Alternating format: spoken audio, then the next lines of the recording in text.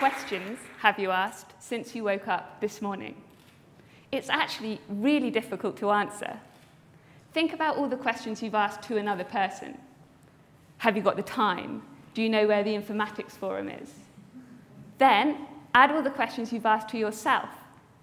Am I going to be late? Shall I have a cup of tea?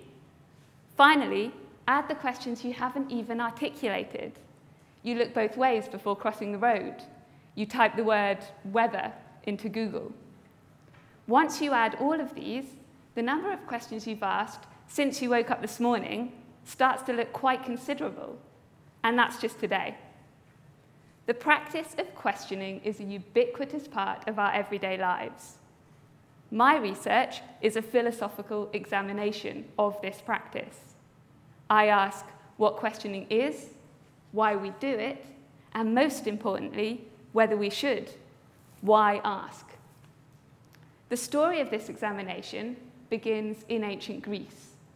Here, we meet the maverick street philosopher Socrates, famed for his distinctive question-based approach to philosophical inquiry. Socrates is widely regarded as a kind of great-grandfather of philosophy in the West. And yet, surprisingly, philosophers since Socrates have had relatively little to say about the practice of questioning. A key aim of my research is to put the study of questioning back on the philosophical map. But why do this? Why does it matter? The focus of my research is on the application of questioning practices within education.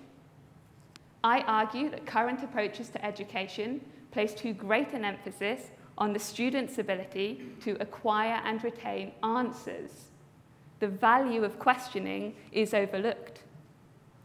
I combine contemporary theories in the philosophy of education with empirical data collected through experimental research in schools to demonstrate the valuable role that questioning plays in the learning process.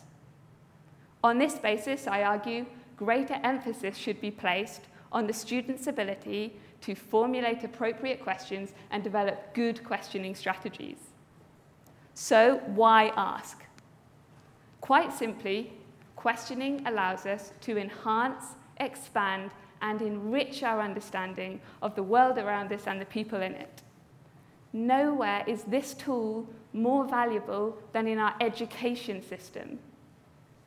By conducting research into the value of questioning, then, I hope to provide the beginnings of an answer to this question. But more importantly, I hope to rebuild the foundations upon which it can be asked.